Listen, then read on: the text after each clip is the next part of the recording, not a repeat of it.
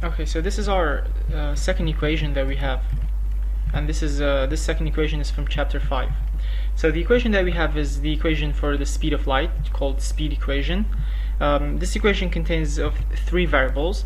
Let me point out all the variables for you. So the first variable is this one, which is c. The symbol is c, and it represents the speed of light. Speed of light in vacuum, by the way, which is the fastest speed. Like, this is the highest velocity you can get in the universe. This is the speed of light. Let me write down of light so that you know which speed I'm exactly talking about. So this is the speed of light, and it's always a constant value, which always equals to 3 times 10 to the power 8. This is the value, 3 times 10 to the power 8. And the unit for speed of light is, of course, meters per second. The unit for any speed is meters per second. It doesn't matter if it's the speed of light or a speed of a car or speed of a person. The unit for speed or velocity, which is almost the same thing, is always meters per second. Speed of light in vacuum or in space is 3 times 10 to the power 8. So this value here, this c here is always constant, which tells you something. It tells you that those two variables that we have here, lambda and frequency, they're the opposite of each other. Because you can always increase lambda, but if you increase lambda, wavelength, it will decrease frequency from you. So they will balance each other, so you will always end up with the same value, which is 3 times 10 to the power 8. Alright, so let's move on to the other two variables that we have, although I just briefly explained it, but let me re-explain it. This value here, this weird looking symbol, this is lambda, a Greek letter, which means wavelength. So this is wavelength. It's the length of a wave, and the length of a wave means the distance between two peaks of a wave. So this is how you write wavelength, and the unit for wavelength, because it's a length, it's obviously in meters. So this is the unit for wavelength. And this symbol here is frequency, which is the number of oscillations in a second of a wave, of course. This is frequency. Let me write it. And the unit for frequency, you can actually write frequency. Yeah, I think this is how it's written. So the unit for frequency is, you can write down hertz, Hz, right? Or you can write down 1/second, which is probably more scientific or more detailed. But as you wish, you could go with hertz, or you could say 1/second. This is a wavelength, and this is frequency. So wavelength and frequency, those two, lambda and f, they are inversely proportional. They are inversely proportional. Very important to know the proportionality of an equation. So if no matter how much you increase or decrease wavelength, frequency will always balance it, will always go the opposite, will act the opposite, which leads to a constant value of speed of light. So that's why you will always end up with the 3 times 10 to the power 8. Now, one thing that is really important, a teacher would never bring a question in which the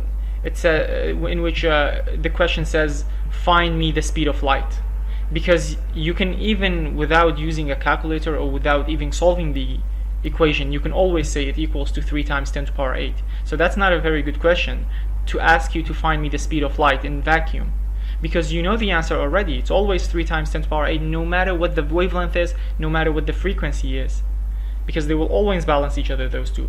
So the real question would be, find me wavelength if you know the frequency, or the opposite way, find me frequency if you know the wavelength.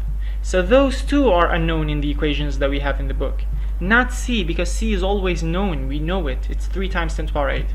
So let's solve two questions in which in one of them the wavelength is unknown, and in the other one the frequency is unknown. Let's see how we solve that. So in this question, frequency is given. Frequency is 9 times 10 to the power 3 hertz. And it says find wavelength. So we know the equation. The equation is c equals to lambda multiplied by f. Now, how do I rearrange this equation? Because this equation is to find c, but I don't want c. I know it already. What is unknown is the wavelength. The lambda is unknown, so I have to rearrange this equation. The lambda will stay at one side alone. I have to isolate it, and the c will always remain on top, and the f goes to the denominator. So this is your equation. This is how you find lambda. Divide speed of light by frequency. Speed of light, I don't need to give it to you in the equation. You already know it. So let me write this in a different color, by the way. Yeah, I'll switch to black. So we have wavelength. Wavelength equals to speed of light over frequency. The speed of light is always 3 times 10 to power 8 meters per second, but that's speed of light in vacuum, of course. If light goes into a medium, for example into glass or into water, the speed will change. But then we will have a different symbol, it will be v. For this case, for this equation that we have, it's always c, which always equals to 3 times 10 to power 8. And then we have frequency, and the frequency is given here. It's 9 times 10 to power 3. So let me write down 9 times 10 to power 3. And the unit for frequency is 1 over second, which means that those 2 seconds, one of them in the numerator, the other one in the denominator, they will cancel each other. This second with this second cancels. So then you will end up with meter over 1, which means meter. And this is the unit for wavelength. If you remember, we said wavelength is a length. That's why the unit is in meter. Alright, so let's put this number in the calculator and see what we get. So the answer will be 3 divided by 9, that would be 0.3. And 8 divided by, so 10 to power 8 divided by 10 to power 3, that would be 10 to power 5. Yeah, so this will be 0.3 times 10 to power 5, and the unit will be meters. So this is how you find wavelength. Very easy.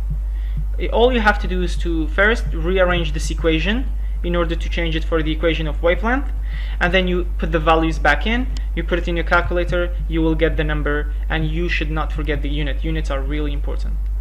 This is how you solve that, and this is how you find wavelength. But then we could have questions in which the wavelength is given but the frequency is not given.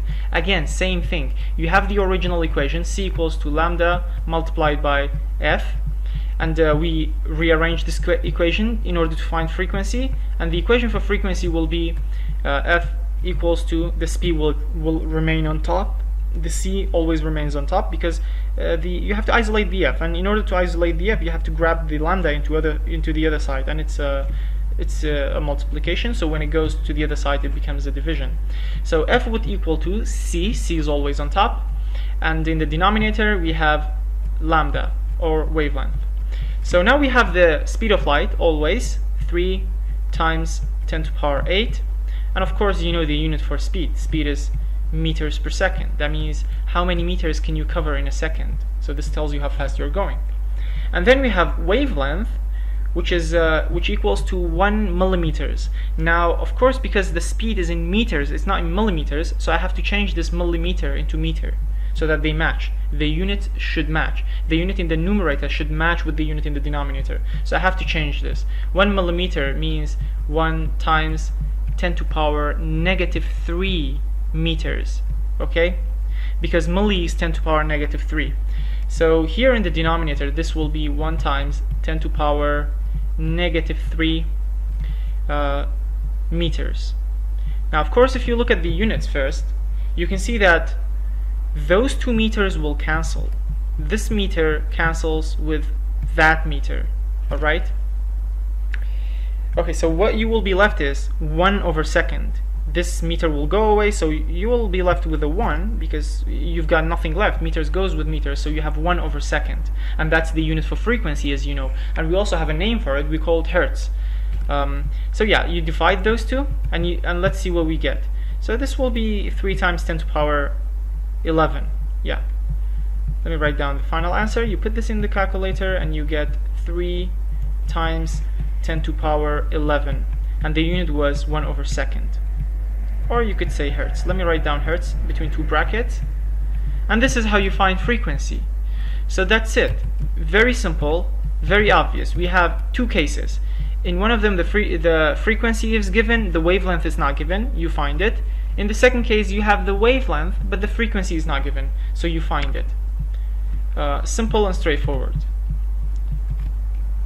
Good luck.